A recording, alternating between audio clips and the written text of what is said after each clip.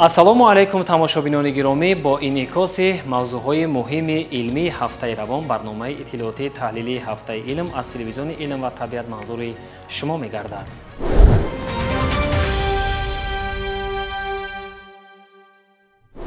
аз 8 то 10 июли соли равон дар маркази намоишгоҳи байналмилалии Душанбе нахустин форуми байналмилалии насоҷӣ ва намоиши таҷҳизоти маҳсулоти насоҷӣ баргузор гардид, ки сокинони кишвар, корхонаҳои саноативу сармоягузорон ҷиҳати шиносоӣ аз дастовардҳои корхонаҳои саноатии Тоҷикистон, маҳсулоту дастовардҳои истеҳсолии ширкатҳои фаромиллии ширкаткунанда ва дарёфти шарикони хориҷӣ аз он дидан намуданд. нахустин бор дар кишвар чунин як чорабинии сатҳи баланди махсус оид ба соҳаи насоҷӣ ва маҳсулоти он баргузор гардид. форуми байналмилалии насоҷӣ ва намоиши дастгоҳу таҷҳизоти насоҷии Душанбе 2025 бо ибтикори Вазорати саноат ва технологияҳои нави ҷумҳурии Тоҷикистон дар доираи эълон гардидани солҳои 2022-2026 солҳои рушди саноат дар ҷумҳурии Тоҷикистон, инчунин татбиқи ҳадафҳои стратегии мамлакат дар самти ба кишвари саноатӣ табдил додани Тоҷикистон гузаронида шуда, ҳадаф аз он ҷалби сармояи хориҷӣ барои рушди соҳаи насоҷии мамлакат мебошад. дар форуми мазкур намояндагони беш аз 100 кишвари дунё ширкат намуданд. сарвазири ҷумҳурии Тоҷикистон Қоҳир Расулзода зимни суханронӣ дар ин форум оид ба дастовардҳои мамлакат дар соҳаи саноати насоҷӣ, инчунин имконоти сармоягузорӣ дар ин самт ибрози назар намуд. таъкид гардид, ки нахустин форуми байналмилалии насоҷӣ ва намоишгоҳи таҷҳизоти насоҷӣ платформаи муҳими байналмилалӣ барои баррасии дурнамои саноати насоҷӣ, таҳкими занҷирҳои истеҳсолӣ, ҷалби сармоягузорӣ ба соҳа ва ҷорӣ намудани технологияҳои инноватсионӣ барои рушди соҳа мебошад.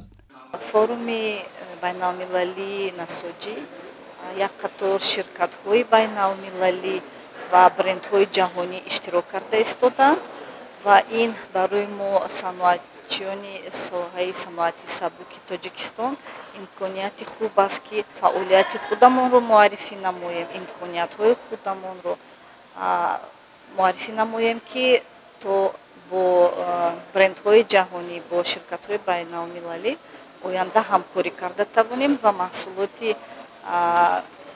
Тоҷикистонро ба бозори содиротӣ барорем. дар доираи нахустин форуми байналмилалии насоҷӣ ва намоишгоҳи таҷҳизоти насоҷӣ ҷаласаҳои планерӣ, муҳокимаҳои панелӣ ва намоишгоҳи махсуси таҷҳизот, намоиши маҳсулоти саноати сабук, инчунин вохӯриҳои корӣ дар шакли B2B ва G2B гузаронида шуда, дар он масъалаҳои муҳими марбут ба таҳкими ҳамкорӣ дар соҳаи насоҷӣ матраҳ хоҳанд гардид. ёдовар мешавем, ки форуми байналмилалии насоҷӣ ва намоишгоҳи таҷҳизоти насоҷ то 10 июл идома ёфтад дар доираи он имконот ва дастовардҳои соҳа ба таври назаррас муаррифӣ.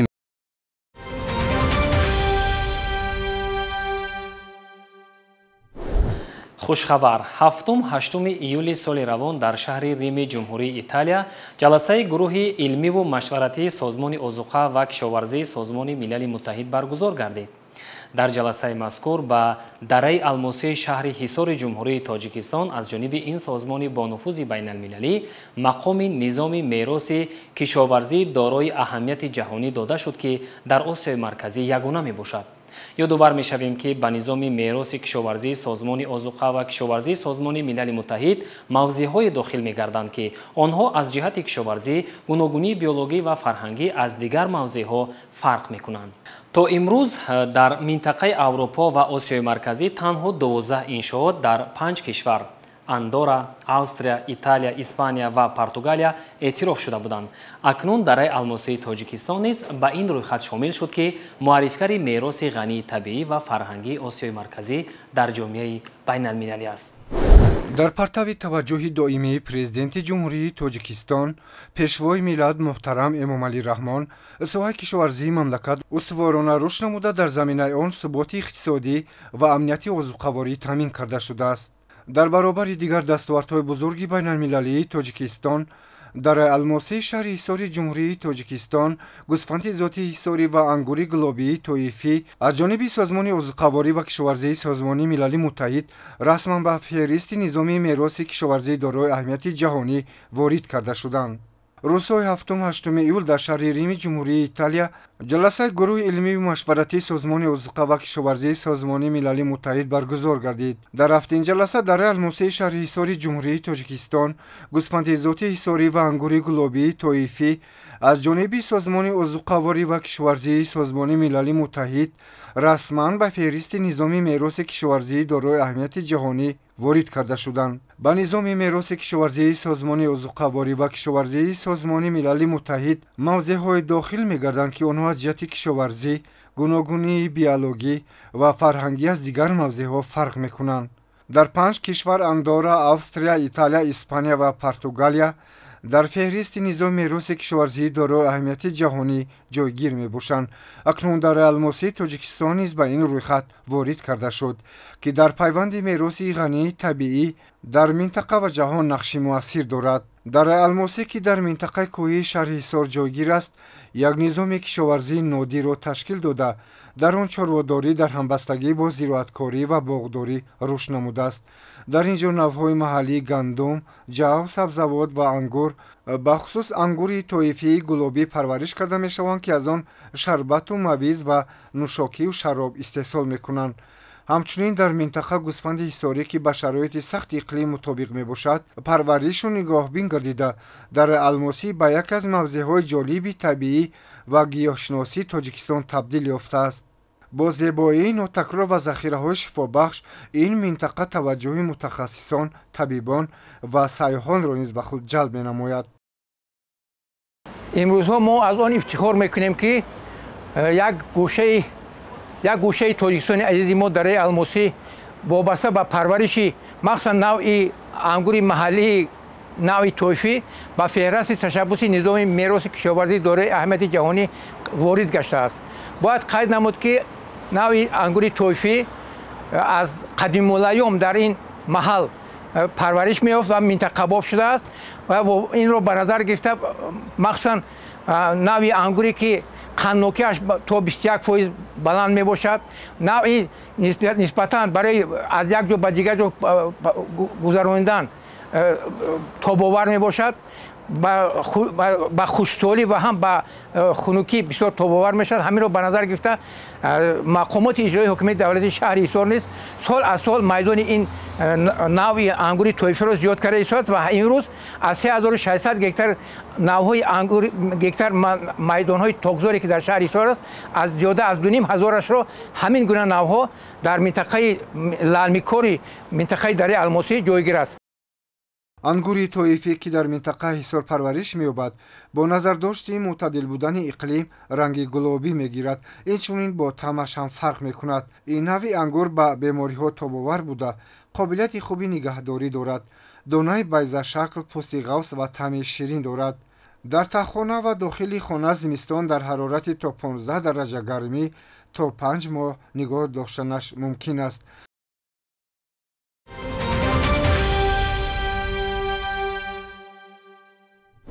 дар шароити кунунӣ рушди технологияҳои рақамӣ шарти асосии рақобати иқтисодӣ дониста мешаванд. ҷумҳурии Тоҷикистон низ дар ҷодаи гузариш ба рақамисозии соҳаҳои иқтисоди миллӣ бо мақсади таъмин намудани шаффофияти муносибатҳои иқтисодӣ ва молиявӣ қадамҳои устувор мегузорад. бо мақсади идома додани тадбирҳои ислоҳоти соҳавӣ, қарори ҳукумати ҷумҳурии Тоҷикистон дар бораи масъалаҳои парки технологӣ, маҳсулоти барномавӣ ва технологияҳои иттилоотӣ аз 31 июли соли 2024 қабул карда шудааст. Паркҳои технологӣ ҳамчун платформаи ҳамгироии соҳибистеъдодҳо, илм ва технологияҳои нав ва инноватсия ба муҳаққиқон, донишҷӯён ва соҳибкорони ҷавон имконият медиҳад, ки идеяҳои худро бо лоиҳаҳо ва маҳсулоти инноватсионӣ табдил диҳанд. ҷузъиёти матлаб дар шарҳи ҳамкорони мо. ҳафтаи равон таҳти унвони паркҳои технологӣ ва рушди инноватсия дар ҷумҳурии Тоҷикистон дар бинои парки технологии шаҳри Душанбе мизи мудаввар доир шуд. дар чорабинӣ намояндагони мақомоти давлатӣ, муассисаҳои илмӣ тадқиқотӣ, роҳбарони паркҳои технологӣ, бахши хусусӣ, инчунин олимону коршиносони ватанӣ ширкат варзиданд.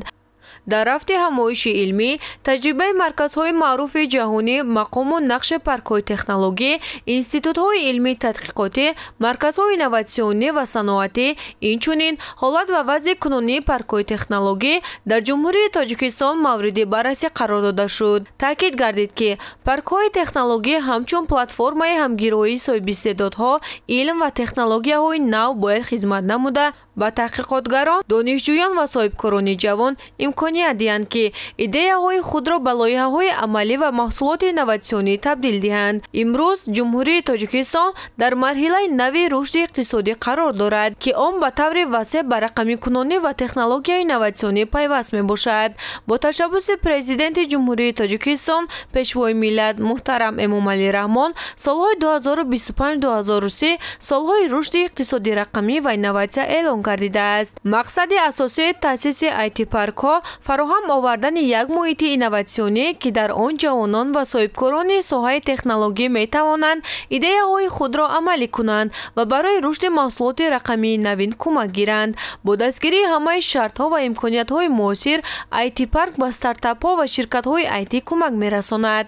IT парк платформаи замонавӣ ва фаъолест, ки барои оғоз ва ба бозор баровардани стартапҳои ояндадор имконият фароҳам меорад. Он минтақаи озоди иқтисодӣ барои ширкатҳои IT ба ҳисоб меравад. IT парк фазоест, ки шахсони фаъол ва боистеъдод дар соҳаи IT метавонанд идеяҳои худро бо дастгирии касбӣ дар соҳаҳои муҳосибот, ҳуқуқ, маркетинг ва маориф ба лоиҳаҳои муваффақи тиҷоратӣ табдил диҳанд. Он ҳамчун шарики боэътимод фаъолият намуда, манфиатҳои ширкатҳоро дар ҳамкорӣ бо мақомоти давлатӣ ва шахсони хусусӣ ҳимоя намуда, дар ҷалби сармоягузорӣ саҳм мегузорад. Ин низом дар баробари пешниҳоди фурӯшгоҳҳои рақамӣ ва озмоишгоҳҳои таълимӣ, инчунин як гурӯҳи муроҷиати ҳамоҳангшудаи хидматҳои дастгирӣ барои стартапҳо ва корхонаҳои технологӣ пешбинӣ мекунад. IT парк барои рушди стартапҳо ва корхонаҳои хурд як маркази инноватсионӣ таъсис медиҳад, ки имкониятҳои омодагӣ ва амалӣ кардани лоиҳаҳои технологӣ, ташкили ҳамкорӣ бо мутахассисон ва шӯҳрати байналмилалӣ дошта бошад. Платформаи кӯмак дар ҷобаҷогузорӣ ва ҷалби сармоягузории хориҷа, инчунин ба муваффақияти ширкатҳои нав кӯмак мерасонад. IT парк бо таъсисёбии инфраструктураи рақамӣ ва баланд бардоштани сатҳи маърифати рақамии шаҳрвандон ба пешрафти иқтисоди рақамии Тоҷикистон мусоидат мекунад. тавре коршиносон таъкид медоранд, бо рушди ин соҳа кишвар метавонад таҷрибаи нави истифодаи технологияҳои инноватсионӣ, ки ба рушди устувор ва рақобатпазирии иқтисодиёти миллӣ кӯмак мерасонад, пешкаш кунад. Дар умум фаъолияти парки технологияи маҳсулоти барномавӣ ва технологияҳои иттилоотӣ барои татбиқи ҳадафҳои муайян намудаи ҳукумати ҷумҳурии Тоҷикистон дар самти ҷорӣ намудани инноватсия ва рақамикунонии бо суръати иқтисодии заминаи мусоид мегузорад.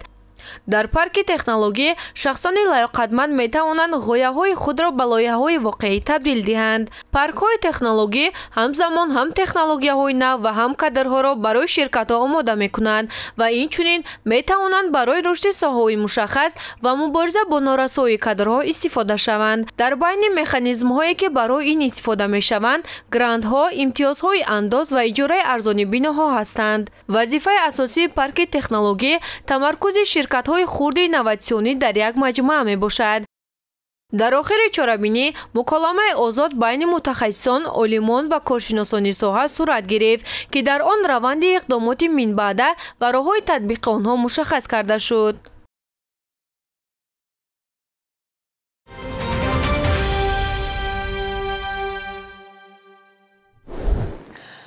ҳафтаи равон дар донишгоҳи давлатии молия ва иқтисоди Тоҷикистон маросими супоридани дипломҳои аъло ба хатмкунандагони зинаҳои бакалавриат ва магистратура баргузор гардид, ки дар он раёсат ҳайати профессорону омӯзгорон ва волидони хатмкунандагон иштирок намуданд.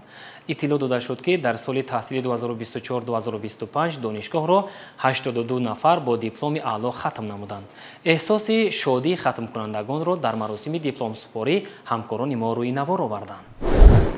дар оғози маросими супоридани дипломҳои аъло ба хатмкунандагон дар донишгоҳи давлатии молия ва иқтисоди тоҷикистон иброз гардид ки ҳукумати ҷумҳурии тоҷикистон таҳти сарбарии президенти ҷумҳурии тоҷикистон пешвои миллат муҳтарам эмомалӣ раҳмон баҳри ҷавонони кишвар дар самти таҳсилоти олии касбӣ шароити арзанда фароҳам овардааст то насли ояндасоз соҳибмаълумоту соҳиб ихтисос гарданд. дар ин замина ҳамасола раёсати донишгоҳи давлатии молия ва иқтисоди тоҷикистон дипломи донишҷӯёнеро ки ин муассисаи олии таълимиро бо баҳои хубу аъло хатм намуда сазовори дипломи аъло гардиданд тантанавор тақдим менамояд.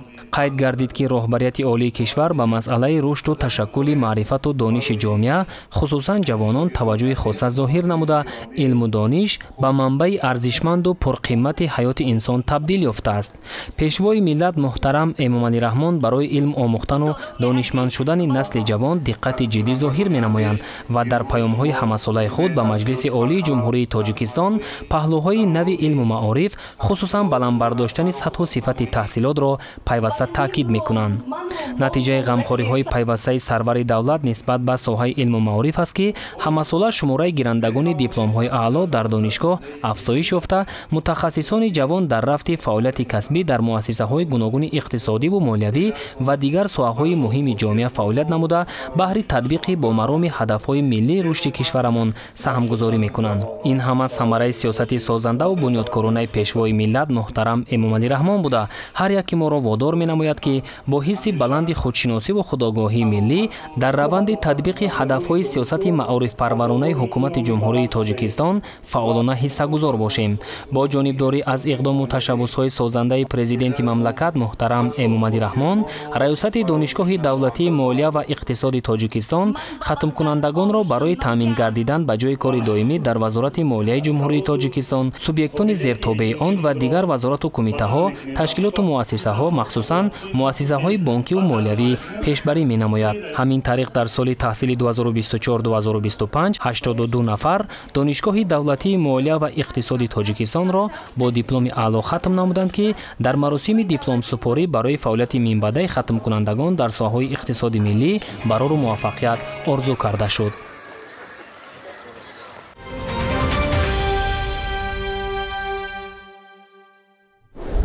дар ҷумҳурӣ 86 муассисаи таҳсилоти миёнаи касбӣ ва 6 филиал фаъолият менамоянд ки дар муассисаҳои мазкур аз рӯи зиёда аз 344 номгӯи ихтисос аз ҷумла дар самтҳои омӯзгорӣ, тиббӣ, фарҳанг, кишоварзӣ, иқтисодӣ, технологӣ, техникӣ, муҳандисӣ омӯзгорӣ, ҳуқуқ, таъмини бехатарӣ ва амсоли ин мутахассисон омода карда мешаванд. вобаста ба талаботи бозори меҳнат номгӯи ихтисосҳо дар қиёс ба ҳамин давраи соли гузашта 135 адад зиёд шудааст. дар ин бора масъулони кумита оид ба таҳсилоти ибтидоӣ ва миёнаи касбӣ назди ҳукумати ҷумҳурии тоҷикистон иттилоъ доданд. дар ҷумҳурии тоҷикистон дар 86 муассисаи таҳсилоти миёнаи касбӣ ва 6 филиал аз рӯи зиёда аз 344 номгӯи ихтисос аз ҷумла омӯзгорӣ, тиббӣ, фарҳанг, кишоварзӣ, иқтисодӣ, технологӣ, техникӣ, муҳандисӣ омӯзгорӣ, ҳуқуқ ва таъмини бехатарӣ мутахассисон тайёр карда мешаванд. تعداد اختصاص‌ها نسبت به همین دوره سال گذشته 135 نامگوی زیاد میباشد. در پیام پرزیدنت جمهوری تاجیکستان پیشوای ملت محترم امامعلی رحمان به مجلس عالی جمهوری تاجیکستان 28 دکبر سال 2024 کمیته عاید به تحصیلات ابتدایی و میانه کسبی نزد حکومت جمهوری تاجیکستان جهت به کسب هنرآموزی فرا گرفتن 210,000 نفر شهروند به ساحه تحصیلات ابتدایی و میانه کسبی موظف گردید. جهت اجرای این هدف و زیاد نمودن شماره قبول خوانندگان با مؤسسه‌های تعلیمی تحصیلات ابتدایی کسبی کاربری با وزارت و اداره‌های دخلدار ادامه داشته. در این زمینه در 5 سال آینده بیش از 1 میلیون نفر شهروندان با آموختن کسب و هنر و زبان‌های خارجی فرا گرفته می‌شوند. با مقصد به کورس‌های کوتاه‌مدتی کسب آموزی جلب نمودن شهروندانی که کسب و هنر ندارند، نقشه با شماره 20,000 نفر تصدیق شده. جهت اجرای آن مؤسسه‌های تعلیمی تحصیلات ابتدایی کسبی چاره‌های ضروری را عملی می‌نمایند. اطلاع داده شد که عین زمان در 65 مؤسسه تحصیلات ابتدایی کسبی از روی 14 سمت و 300 کسب و اختصاص کادرهای کارگری آماده می شوند که در قیاس به همین دوره سال گذشته 165 کسب و اختصاص زیاد می باشد. ба таъкиди масъулон дар ин давра курсҳои кӯтоҳмуддати касбомӯзии назди муассисаҳои таълимии таҳсилоти ибтидоии касбиро 4269 нафар хатм кард ки аз ин 1007 нафарашонро занону духтарон ташкил медиҳанд.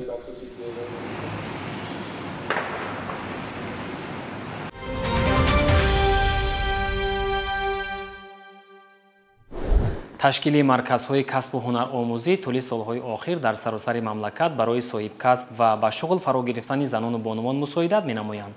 ба ин марказҳо бештар бонувон ва духтарони хонашин ҷалб гардида пас аз хатми курсҳои омӯзишӣ соҳиби шаҳодатномаи касбӣ мегарданд. аз фаъолияти босамари яке аз марказҳои касбомӯзӣ дар пойтахти мамлакат ҳамкоронамон Аҳлинисо Шукрло ва Меҳрувари Истам гузориш таҳия карданд. آدم و لباس، خانه و پلاس مقالی مشهور خلقی است که در روزگارداری ما چندین معنا را ifade می‌کند. فرهنگ لباسپوشی آدمان تقاضا می‌کند که هر یکی ما مطابق به موسم سال لباس خود را شینم و زیبنده به بر نماییم. لباس ما باشد شینم بودنش از طرز دوختش وابستگی زیاد دارد. با فرا رسیدن موسم گرما، بانوان نیز لباس‌های موافق را بیشتر انتخاب می‌نمایند و با طعم و ذوق خویش آن را می‌دوزند.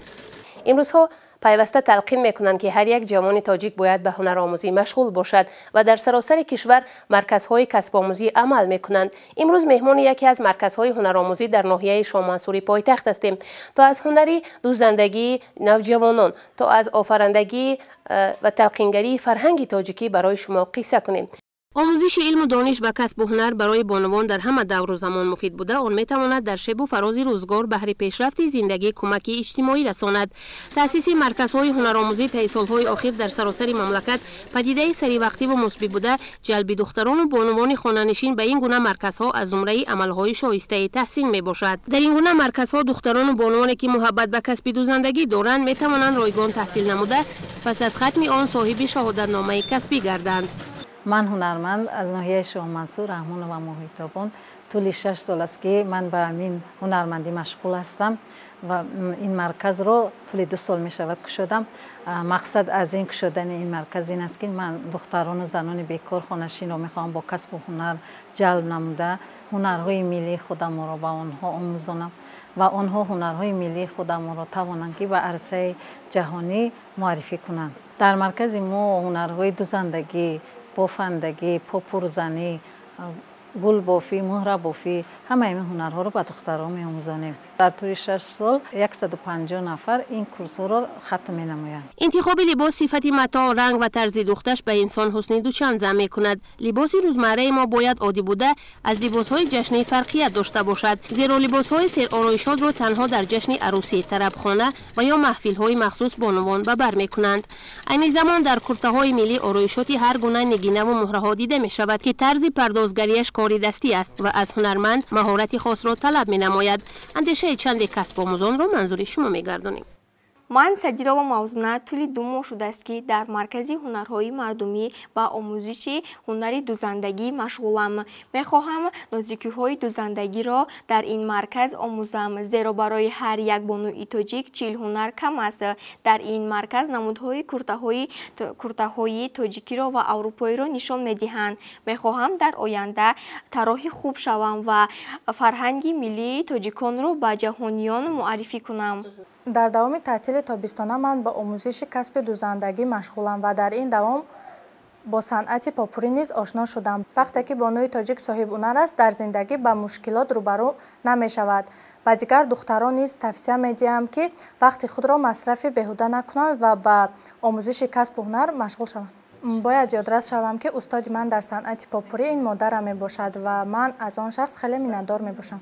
من ریزه و شکرانه طول 1 ماه می شود که در مرکز هنرهای مردمی نیز مشغول هستم. من خودم در کورس 1 تحصیل می کنم. خواستم که تعطیل تابستانم را بیهوده صرف نکنم و دختن لباس‌های ملی اروپایی نیز مشغول شوم. هر یک کار از اول مشکل ها دارد. اگر انسان صدقاً کسبش را دوست دارد آهسته آهسته یاد میگیرد. مورد به یادآوری است که در این مرکز هنرآموزی واقع در ناحیه شاه منصور شهر دوشنبه انواع گوناگون صنعت گلدوزی، پاپوری، قالین بافی، جوراب بافی و دوزانیدن دیگر آرایشات زنانه و اشیای گوناگون روزگار هنر به کسب آموزان در دوام درس‌ها آموزانیده می‌شود. هنر دوزندگی و آموزش آن اگر از جانب شخص با محبت انتخاب شده باشد، در طول سالها آن رونق و رشد نموده مشتریانش بیشتر می‌گردند. پس آینده پرثمر هر یک دوزنده از فعالیت همه‌روزه او وابستگی زیاد دارد. هنوز که جوانید وقتی خویش را ثمرناک استفاده نموده برای آینده درخشان خویش کسب و هنر آموزید.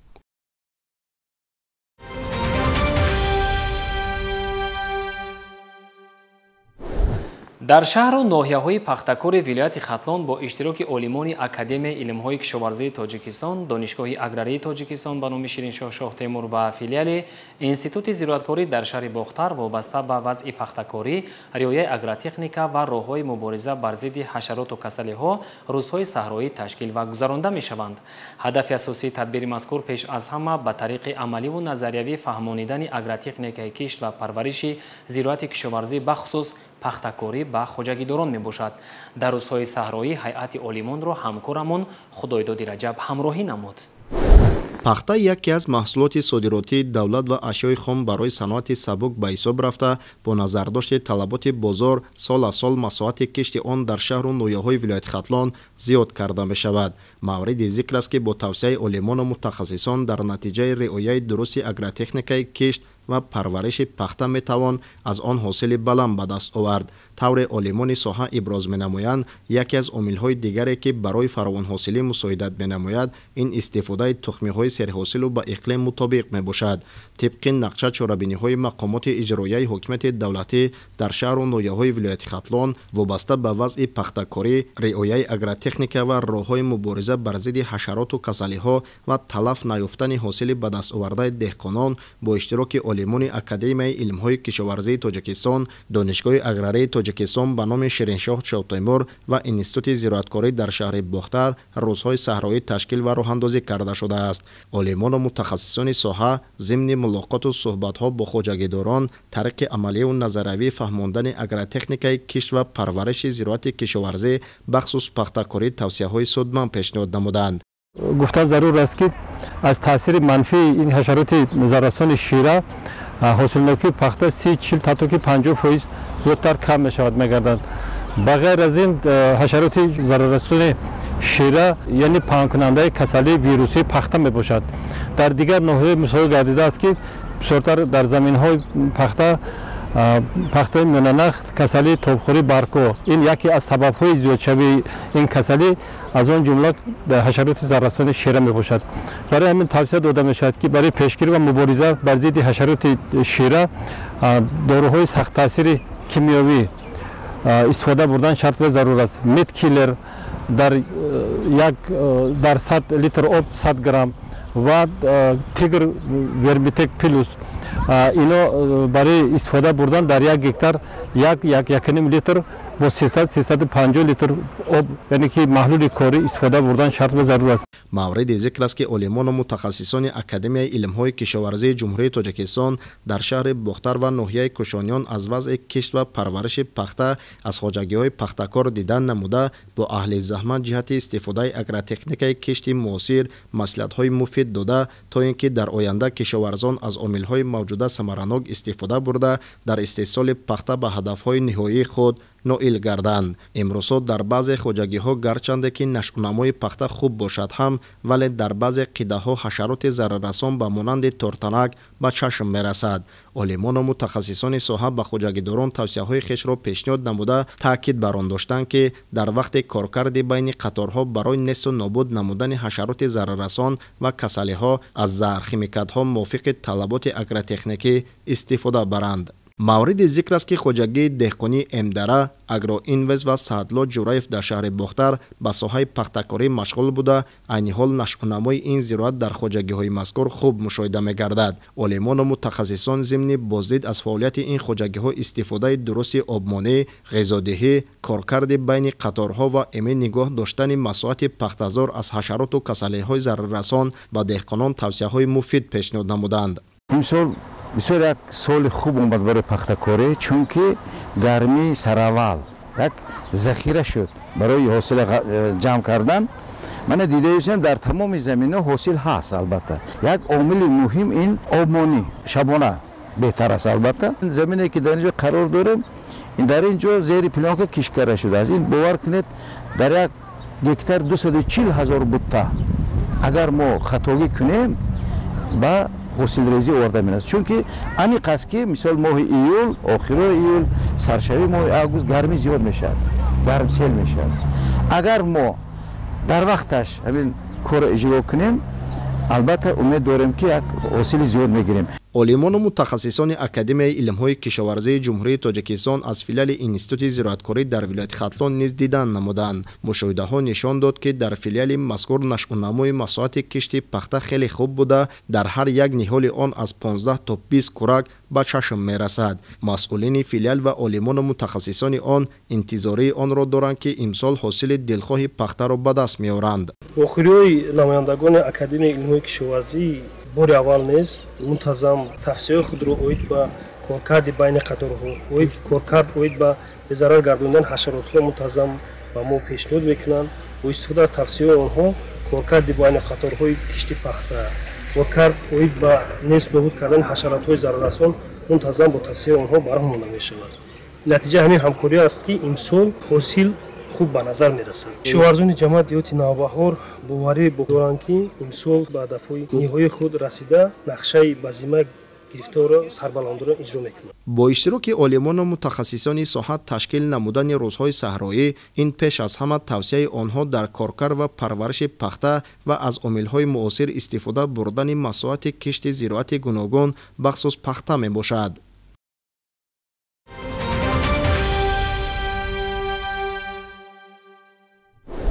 шурӯъ аз 1 июл даври якуми имтиҳонҳои марказонидаи дохилшавӣ ба муассисаҳои таҳсилоти миёна ва олии касбии ҷумҳурии тоҷикистон дар соли 2025 барои довталабони дар давраи асосӣ ба қайдгирӣ номнависшуда оғоз гардид. маркази миллии тестӣ назди президенти ҷумҳурии тоҷикистон барои баргузории даври асосии имтиҳонҳо дар 47 муассисаи таҳсилоти миёнаи касбии умумии 21 шаҳру ноҳияҳои ҷумҳурӣ марказҳои имтиҳониро ташкил ва дар онҳо беш аз 1260 синфхонаро барои баргузории имтиҳонҳо омода кардааст. дар шаҳри хоруғи вилояти Бадахшон даври аввали имтиҳонҳои марказонидаи дохилшавӣ дар мактаби президентӣ барои хонандагони болаёқат то 9 июли соли равон ҷараён гирифт.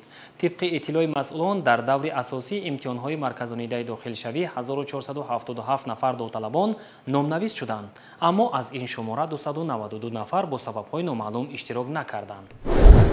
бо ташаббуси асосгузори сулҳу ваҳдати миллӣ пешвои миллат, президенти ҷумҳурии Тоҷикистон муҳтарам Эмомалӣ Раҳмон давоми чанд соли охир дар саросари мамлакат барои беҳбудии фаъолияти кории кормандони вазорати маориф ва илми мамлакат маркази миллии тестӣ таъсис дода шуд ки ин раванд ҷиҳати дохилшавии толибилмони муассисаҳои таълимӣ ба донишгоҳҳои дохилу хориҷии мамлакат шароити мусоидро фароҳам овардааст.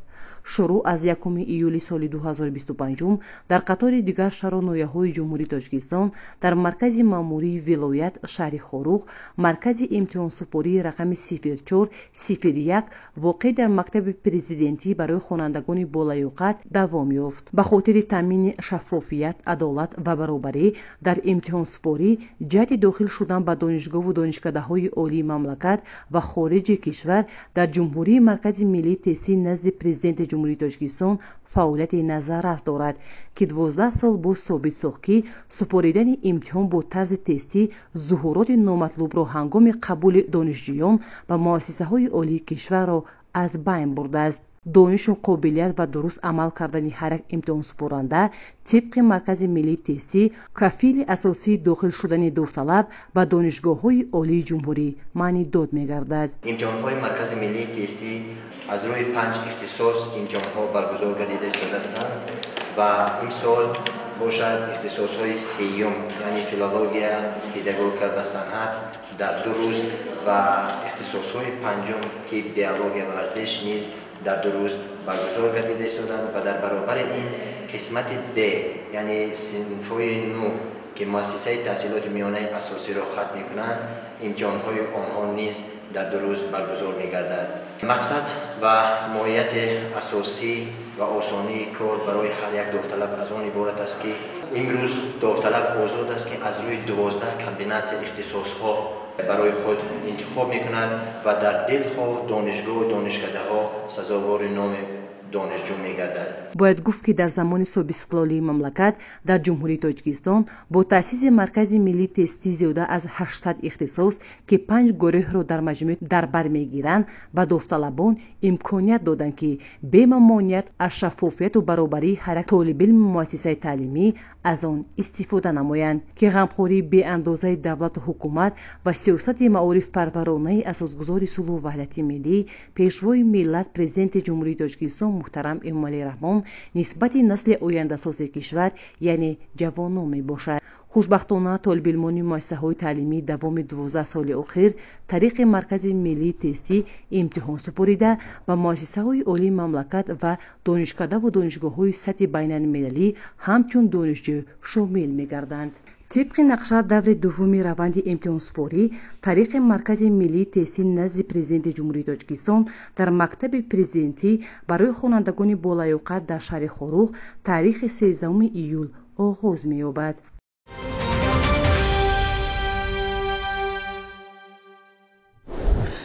дар ноҳияи ашти вилояти суғд ба рушди моҳипарварӣ таваҷҷӯҳи хос зоҳир гардида марҳила ба марҳила истеҳсоли гӯшти моҳӣ ки дар бозори истеъмолӣ талабот ба он зиёд аст афзоиш меёбад.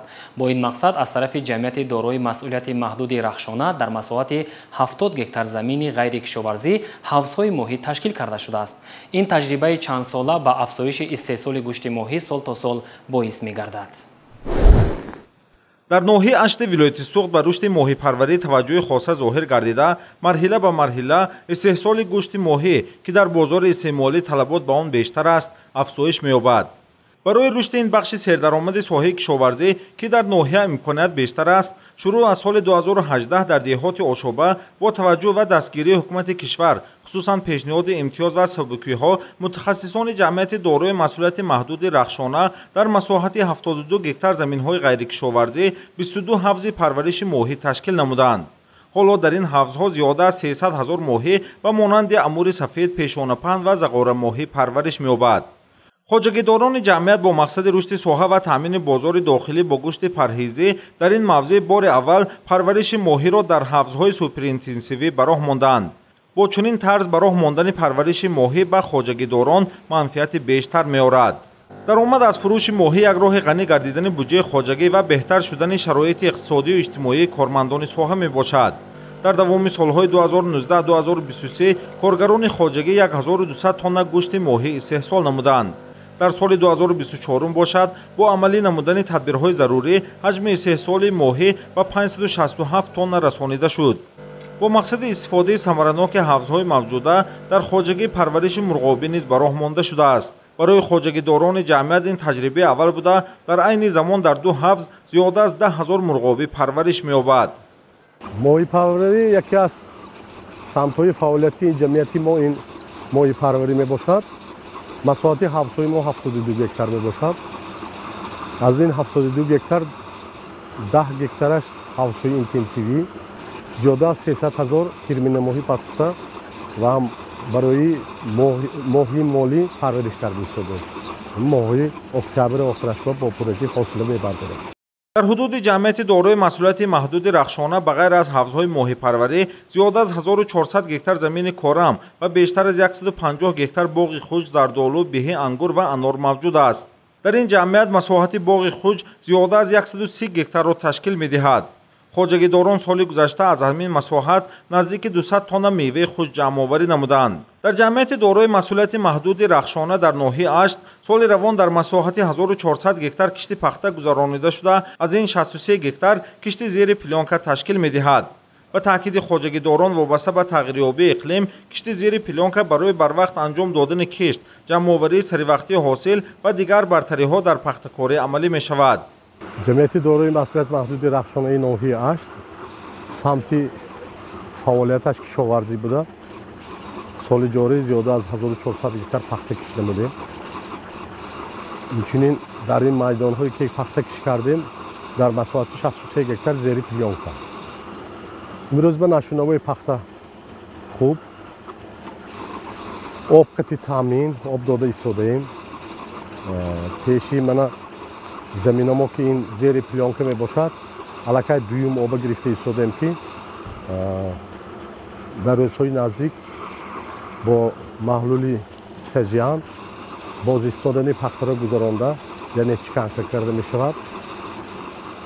мана моҳи август 10-15 ин зери плёнка пахтовона чинишро сар мекунем. соли ҷори як трактори МТЗ 3 чарха гирифтем.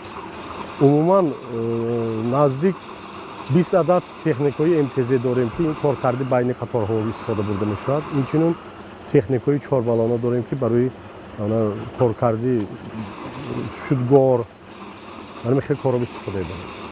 имсол марҳилаи аввали тарзи нави кишти барвақтии чигит буда боз дар мавсими нав нақша доранд ки масоҳати киштро бо таҷрибаҳои нав зиёд намоянд. бояд қайд намуд ки дар соҳаи кишоварзӣ мувофиқ ба маслиҳату машварати олимони соҳа истифодаи замини бекорхобида дар он ташкили ҳавзҳои моҳипарварӣ инчунин кишти пахта дигар номгӯи зироат бо таҷрибаҳои пешқадам барои хоҷагидорон манфиати бештар меоварад.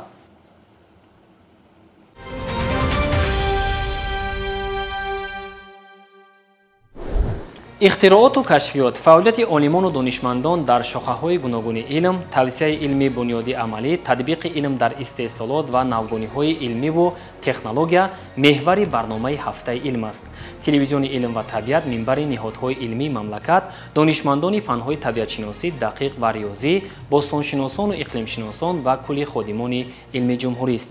Телевизиони илм ва табиат тарғибгари сиёсати созандаи ҳукумати ҷумҳурии Тоҷикистон дар самти илму маориф бо пешниҳоди андешаву афкори миллӣ баҳри муаррифии илми тоҷик дар арсаи байналмилалист. Бо умеди сиҳатмандиву комёбии шумо то ҳафтаи нав хайру хуш мекунем. навгониҳои илмӣ дар Тоҷикистон ва ҷаҳонро дар барномаи навбатии ҳафтаи илм пайгир бошед.